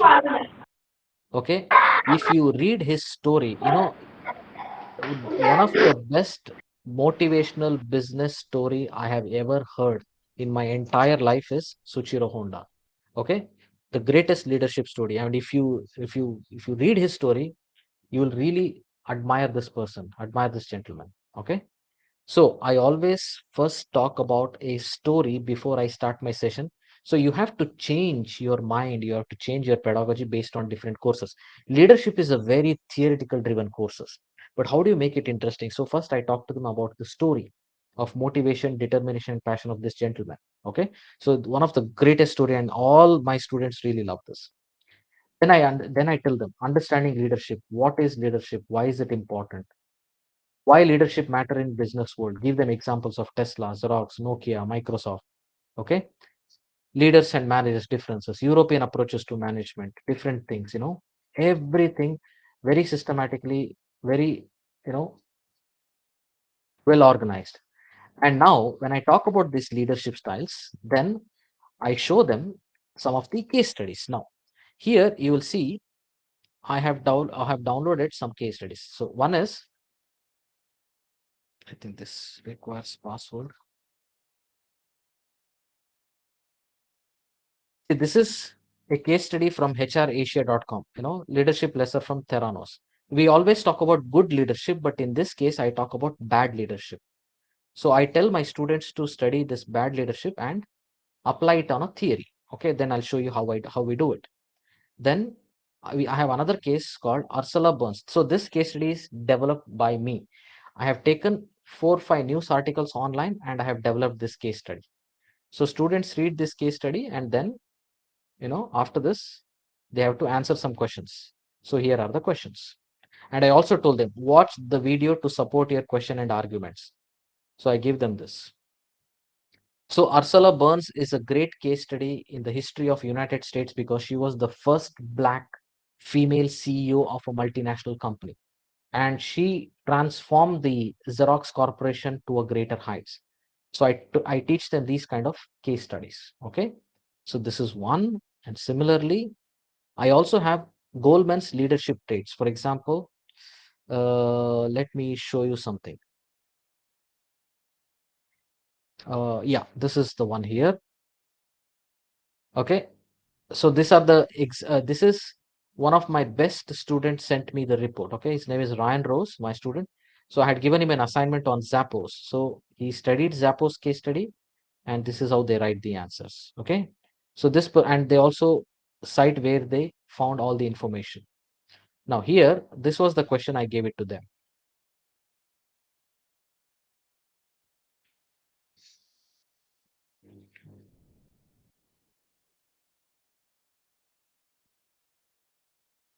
So here is how I design the cases, examinations. Okay, I give them real life examples and then the mandatory reading. Uber's bad leadership. So they read Uber's bad leadership and then they have to, answer all these questions. So I try to give them real life examples, like if you see Travis, the ex CEO of, Uber. So I told students, explain the various leadership style used by Travis. Use Goldman's framework. So what my students do is, I'm going to show you now how I do pedagogical innovation. So here, if you see, now I'll show you the Goldman's framework here. Okay, oops, not here, just a moment. Yeah, here it is. All of you can see this? All of you can see? Yes, sir. Yes. Yes, See, sir. this is a theory. This is a theory I explain my students. I explain what is Goldman's 6 leadership style. After I explain this, I tell my students to read Uber case study. And based on Uber case study, they have to apply. So let me show you if I have any of those answers with me. Okay. Now here is the case. Okay, it's not here, but here as well. Let me see if I have something. This is the leadership notes, they have to study in order to write.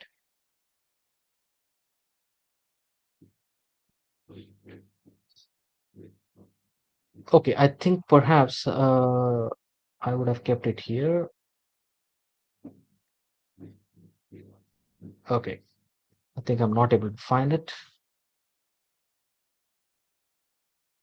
That's okay. But as I told you, see, when I use Goldman's framework, this PPT, students will understand theory and students have to write it by reading a case on Uber.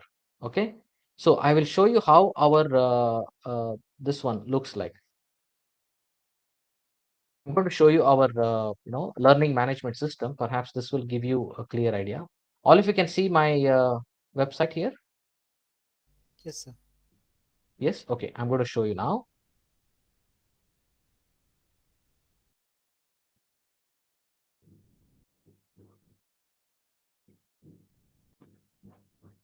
So here I will have the entire history of all my courses. Okay.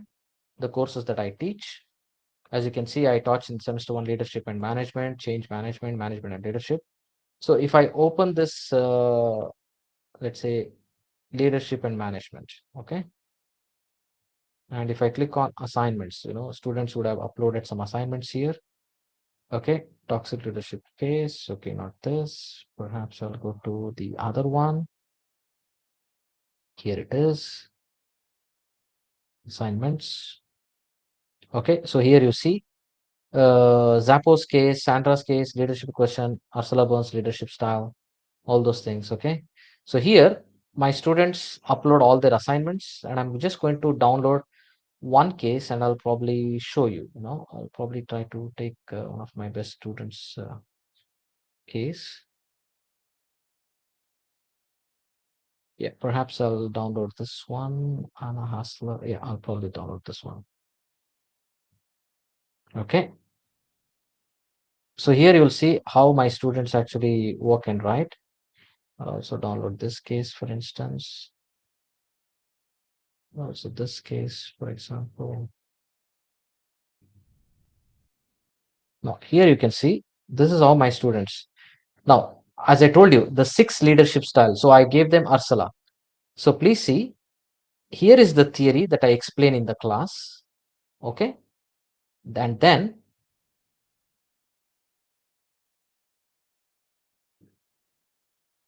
so here is the theory and here is the real life application. So students will read Ursula Burns case and use Goldman's framework. Okay. So using Goldman's framework, they explain. So this way, what happens is they will learn practically and they'll also be more futuristic. Okay. So these are some of the kind of examples you can use. I'll also show you another one.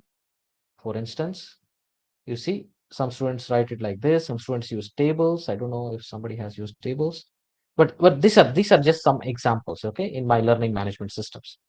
So this is what basically I wanted to show to all of you. So I think with this, I would like to now open questions for the audience, because I think I've already taken 1.5 hours more. Sorry. But I'll be happy to take some questions, and then we can wind up the sessions. As I promised, I said Dr. Rashid and Dr. Rahman that I'll try to finish in 2 hours, not more than that, because I know it's Sunday and I don't want to keep you on hold for a long time.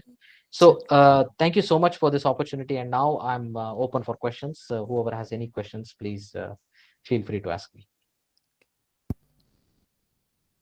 Thank you, sir. Participants are requested to raise your queries. If you have any questions, if you want to know something, I'll be happy to share some examples. Please Good let me know. afternoon, sir. Hello, am I Good afternoon. audible? Yes. Yes. Sir, Yes, very well. yes, I am Grace from St. Aloysius College, Mangalore. I take up Okay. finance related subjects, mostly practical. And I don't think I will get, innovative subjects like marketing or EDP. So I was just wondering how I can make my finance classes a little more interesting, because all I'm doing right now is solving problems. And that is what is Correct. required for exams. So I was just thinking how I can make it more interesting for my students. Actually, see, I have a lot of my colleagues in my universities. Now, when they try to solve problems, okay, I will ask you very simple question. When you solve the problems, do you tell the students why are you solving that problem? What is the importance of solving this problem? How will Yes. solving this Mm, problem help in their career? okay, what I tell them, for instance, now I'm taking internal reconstruction. So I tell them in Okay. what scenario, how I started is I told Mhm. them about few companies who have gone for internal reconstruction and what they are Mhm. doing in that. I don't just teach the journal entries, I tell them why it is debited or credited. But that's all I'm doing right now. Uh, but I Correct. felt that is No, not you enough can. when I heard yours. No, exactly. As I told you, madam, what if I were in your place, what I would do is perhaps I would read some real company reports. Okay. See, when you want to explain this concept, we have to go a little bit of background. We have to tell them some sort of a story. By giving them and telling them some interesting stories, students will try to understand, okay, this is why this is relevant. This is why I need to understand. I completely agree with you that, when you're solving a problem and students have to solve a problem, that will not be very engaging or very interactive. But before you go on to solve the problems, I would probably request you or suggest you that, you try to bring in a case or an example or a story. It could be your own experience of working in a company, or it could be some online company, and tell the students to understand those concepts. Okay, and then you can enter. So what happens is, initially you spend some time giving students or giving helping students to understand the background or the need of this. I'm sorry, I'm not from finance background. I would have probably helped you. But if you still need any help in that, you can always contact me. I'll be able to show you or help you how you can make your course more interesting. That I can promise you for sure. Yeah. Thank you so much, sir. Thank you. Yeah, thanks. No problem.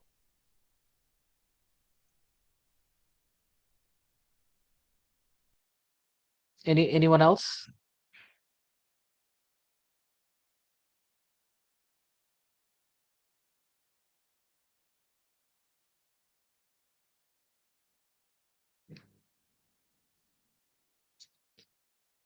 I'll be happy to answer any of your questions. Please let me know if you have some interesting questions, or if you want me to show something. I'll be happy to show as well. Good day, sir. This is Diana from Mangalore University. Um, Yes, yes, sir, Dan. just out of curiosity, how much time goes into preparation for you for class preparation? Class preparation. Madam, actually, that is also designed in our this one, in our work contract. So for a 3-hour session, I should dedicate 9 hours of preparation. That's how it is designed. So for a 21 hours of session, I would probably use around 60 hours of preparation, madam. 60 approximately. Sir, one more thing I saw in your slides, like there were around 25 students. So when we teach, we are teaching around 50 students, let us say. And even the most of the Uh-huh. planning, it's like trickle down approach here. Very little is left for the faculty. The curriculum is already planned and the number of hours are Mhm. already restricted. So how much do Mhm. you think that would be a deterrent for us to, go ahead with this sort of planning? Like what needs to be done with NEP? Okay, Still I don't see that sort of flexibility for the teachers. There's a lot of done on the lots done on the students front, but as far as Mhm. teachers are concerned, we are still using the same tools, or to deliver Mhm. something which is remarkable. So what could have been No, done no. which should be done? I will I will I will tell you how many students I have in this course, okay? See, this I'm teaching organization change management. Please see here, I have 257 students. So you can imagine how easy or how tough it is for me to engage all the 257 students in a huge auditorium of 400 seater capacity. I have done it. Okay, so that's what I'm telling you, madam. You just tell to yourself that, no matter how many students I have, no matter how many, more students I have, as a teacher, I'm going to deliver what I have to deliver. I know you might have some administrative responsibilities or other things but you can see here, you see, I have given them so many case studies, interesting, Kodak failure, Delsec engineering, Zurich transformation. So they choose whatever they want and they deliver it. So you can imagine I have to correct so many assignments. So preparation is part of our this one.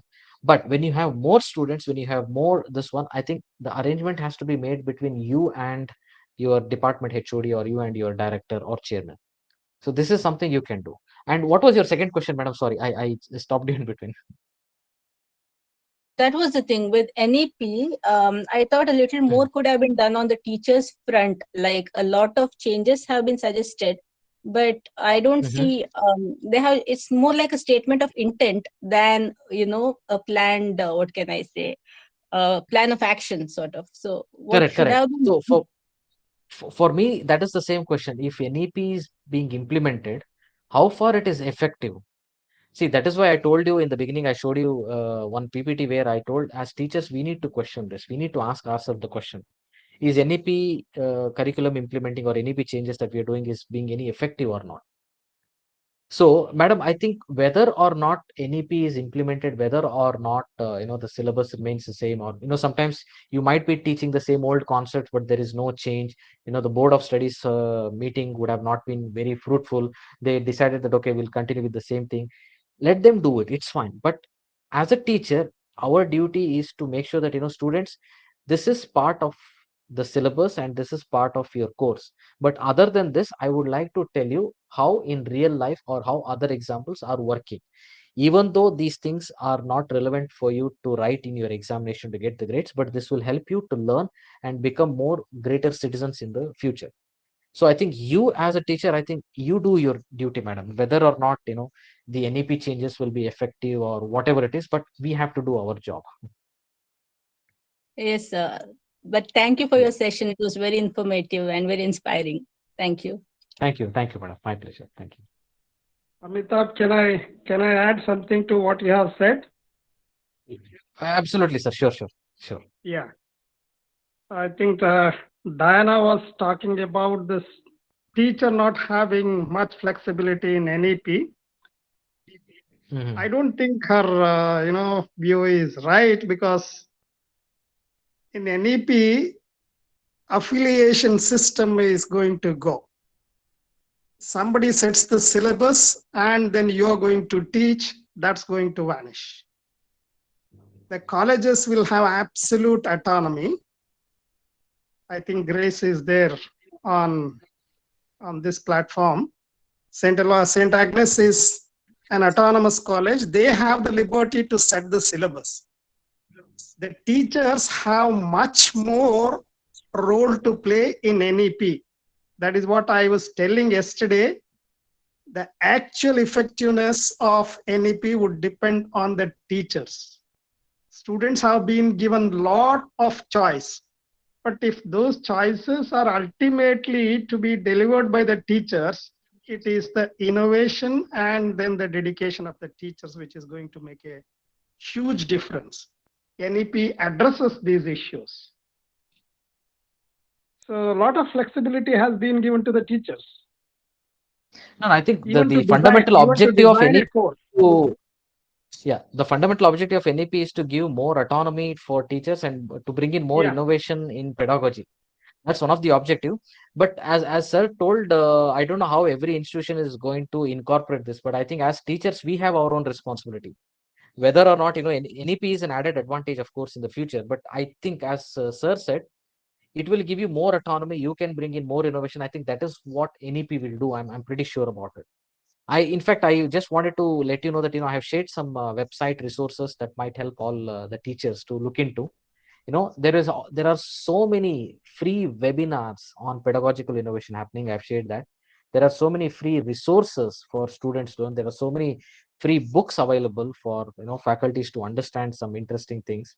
Softwares, everything you'll get in this website link. Sorry, sir. Continue, sir. Yeah, that's it. That's what I wanted to add, because NEP talks about the teacher-centric and then gives a lot of liberty to the teachers. Entire pedagogy is to be designed by the teachers. Delivery mode is to be designed by the teachers. Content is to be designed by the teachers. Nobody is going to give the syllabus. University is not going to set the syllabus. Maybe there might be model curriculum, but each colleges have been given that liberty. May I ask something? This is Grace again. Yeah, Grace. Yes. Go ahead. Mallikarjunappa sir, I am teaching in St. Aloysius College, and this time we have implemented NEP. So what we are doing is we have received a syllabus from Mangalore University, I suppose, and we are given the liberty to alter it 20%. So from what you said, I understood that the institution has the liberty to set the syllabus. But here, this is what has happened. I am not very sure about the other things about NEP. I understand what you are saying. Initially, this is going to be the case, but NEP, if you read the entire document as a whole, as and when the entire document is implemented, affiliation system will go. There are concerns. There are greater concerns at the national level. What's going to happen? Affiliation system will go. The moment affiliation system goes, then the colleges become responsible for setting the syllabus and everything. You will have absolute autonomy. Initially, of course, to set the entire ball rolling, they have given you some type of a model curriculum, and that is where they must have told you that, okay, you will have 20% flexibility in altering the syllabus. Let me also add to what Dr. Amitabh was trying to say. According to me, I have taught for more than 40 years. Even if somebody gives the syllabus, it is the teacher who is going to deliver in the classroom, and they have a lot of autonomy.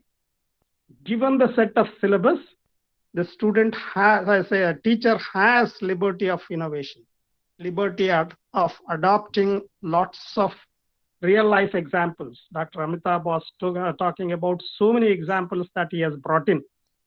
Honda Motors, and then Tesla, Twitter example, why he has kept the entire thing on holding. I don't think anybody from his institute has told that you have to bring in these examples. It is his innovation. So according to me, the teacher has the liberty of bringing in all those innovations into the curriculum. If you are teaching, let's say, corporate restructuring, you have the liberty of bringing in how the companies which have been referred to IBC are undergoing restructuring. Are the restructuring being imposed by the regulatory agencies, or is it going at the behest of the financing agencies, or is there a negotiation between different stakeholders of the same company? You have the liberty of bringing in all these things. Yes. Amitabh, I don't know what you would say. I completely agree with you, sir. In fact, my institution has given me the complete liberty. So when they hand over the syllabus, the first thing my director told is, this is the syllabus. You are free to change, add, do whatever you want. So that gives me more flexibility. But whatever may be the syllabus, sir, I think as a teacher, as you said, I think I completely agree with you that we are the ones who we can bring in innovation. As I told you, when I spoke to some of the faculty members, sir, we just want to finish the syllabus.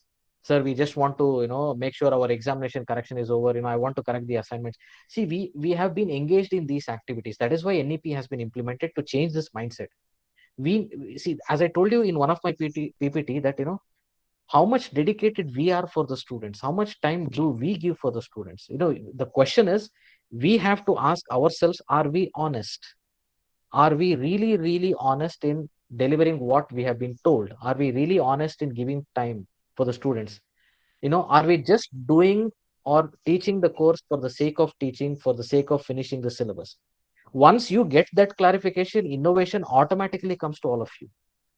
That is the first thing that I always take out from my mind. When I go to the class, I feel that, today I'm going to learn something from my students, and today I'm going to make sure students will not go with any doubts in their minds. I will make sure that, they go with a lot of learning and with a lot of fun and enthusiasm. That should come to our mind first. Innovation automatically follows. Believe me, that automatically follows. See, if one of the reasons why I won the best professor award was, I was always, dedicated for my students. And I always, the course that I taught, doing business in Europe, nobody designed in my entire institution. I designed it from the scratch.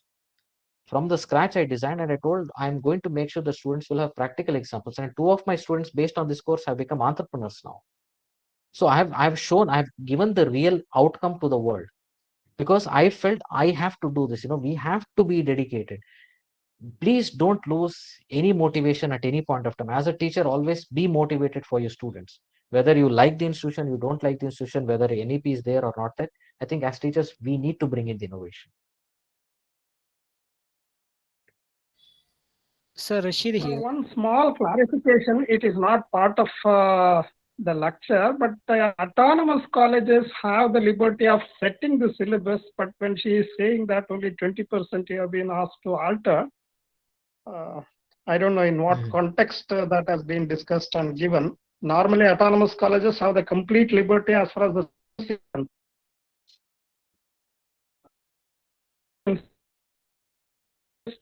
the one evaluation, another external evaluation, same thing that is prevailing in Mangalore University. From this academic year, we have completely switched over to the teacher evaluation. That is, the teacher is going to teach, set the paper, evaluate, and grades. That is the switch over. There are concerns, but I think these concerns need to be addressed.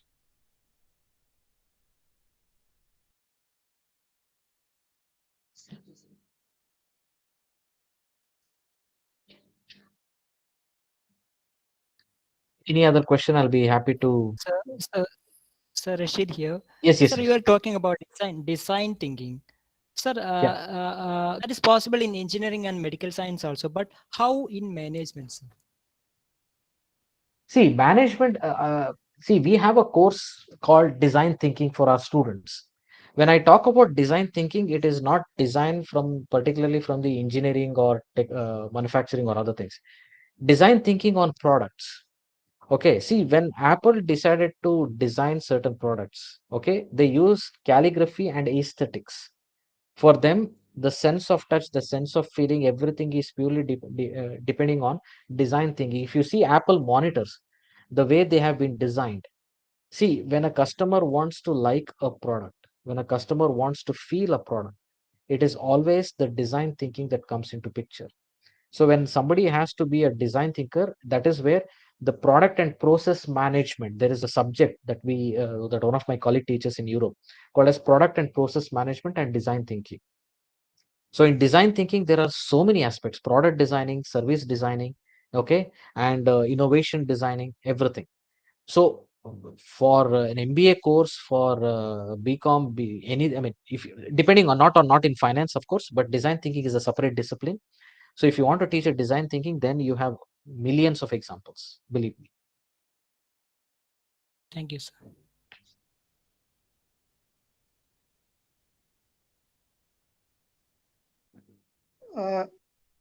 One of the most interesting thing about Amitabh, I don't know how many of you are aware, he has been teaching organizational behavior, change management, how to do business in Europe, and various other papers. His background, he is not from, let's say, BCom, BBM. He is an engineer, basically an engineer. And at the master's degree level, of course, he holds management degree. So it is amazing that he has transformed a person who has never studied anything about what is psychology, what is sociology, what political science, and then various other liberal arts subjects are talking about. He has transformed himself into a teacher who brings in lots of things relating to what I was talking yesterday from the interdisciplinary areas. So I'm very, very, very happy to see this type of transformation. This is what is required.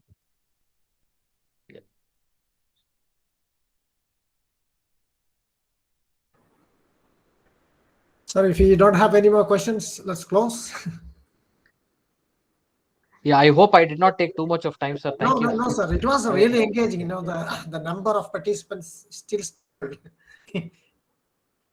Thank you, sir. Thank you. That means the session was so engaging, so engrossing, and intellectually enriching, of course. If everybody switch on the camera, let's have a photograph together.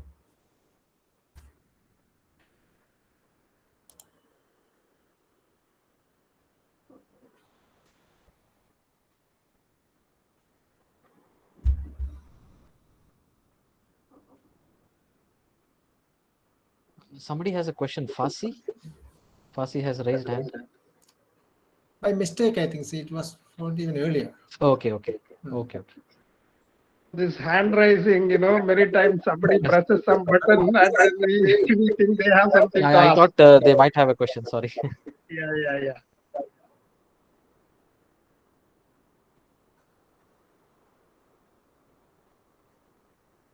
Okay. Dr. Rashid?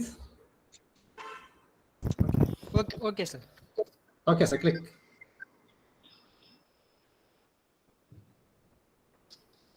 Done, sir. Done? Okay. Can I call upon Dr. Rashid to propose the vote of thanks formally? Thank you, sir. Good afternoon, everyone. It has been such an honor to host this wonderful event. Actually, we are in the third day of 3-day workshop on pedagogical innovations and student outcome. The workshop is being organized by Internal Quality Assurance Cell, KTM College of Advanced Studies, and this is the third workshop in the academic year 2021 and 22. As a member of College IQAC, I'm proud to say the college is being accredited by NAC with A grade. In the first cycle itself, the visit was held in the middle of March 2022. The peer team members were very happy, and they were satisfied with the quality policies and working of the college IQAC. Actually, the organizers and the participants of the workshop are really blessed with the resource person. I thank our today's resource person, Dr. Amitabh Anand sir. For me, he is my teacher in research. I could learn bibliometric analysis and systematic literature review. Thank you, sir. I thank on behalf of Internal Quality Assurance Cell and the faculties and student community of KTM College of Advanced Studies. Thank you, sir. When I did contact him, that is in the second week of May. I think sir do remember. I simply sent a message. How are you doing, sir? We are planning to organize a workshop. And I thought of he may not be available because after joining this Exilia Business School, he is very busy with his work. But I got a reply that was a gift. I wondered with his reply, Rashid, I'm available till 31st of May. And you finalize the date and all and inform me. And see, we people are really happy because we got the best resource person to discuss the selected topic. Thank you once again, sir. Thank you. Thank you for My accepting pleasure. our Thank you. invitation, and thank you for being with us. And we hope in your next return to India, you will be with us for an offline session also. I thank the session chair, Dr. Rashid Ahmad P. Sir is an associate professor in the Department of Arabic, and also sir is a member syndicate University of Calicut. Thank you, sir. Thank you for being with us. I thank Dr. T. Mallikarjunappa, my guru, my mentor. Thank you, sir. We are really blessed with your presence and your active participation in these 3 days. Thank you, sir. Our principal, Professor Abdul Majid. Thank you, Rashid. Thank you. Welcome you, sir. I thank our principal, Professor Abdul Majid, for his continuous support, his words, and his encouragement. Thank you, sir. Sincere thanks to the senior most faculty member, Professor Ubaidur Rahman, sir, for the wonderful organization of the workshop. Thank you, sir. Finally, I would like to thank all of you present here for making the time to be with us today and helping us make this event a grand success. Thank you, one and all. Thank you. And just to let know, Dr. Rahman sir, I'm in India. I'm in Mangalore only. So I'm in Okay. Mangalore until August. So perhaps in July, August, we can schedule a session, sir. I'll be here in Mangalore until August. So I've Okay, taken sir. a long vacation this time. See, how long will you be here, sir? See, every year you come for vacation here? Yeah, from sir, after COVID, now we have a very good opportunity to work from home also. All right. So every year, starting from April to August, I will be in India, sir. Will 5 be here. months. Okay, okay. We shall have an in-person workshop like this. Definitely, sir. We Definitely, shall have it, yeah. definitely. Okay, okay. And Thank I will you. also come and meet Mallikarjunappa sir also. That also I have a plan now. I'll discuss with him Yeah, later. certainly, certainly. Yes, yes. Thank you, everybody else. And if you have any questions, like Diana or anybody who still have questions, I'm in Mangalore. I'm in India only, so you can always reach out to me by email or something. So don't hesitate. I'll be happy to help whatever I can. Okay, sir. Thank you very much. Thank you very much indeed. Thank you, sir. Thank you. Okay. Bye bye. Thank you all. Thank you. Thank you. Yes. Special.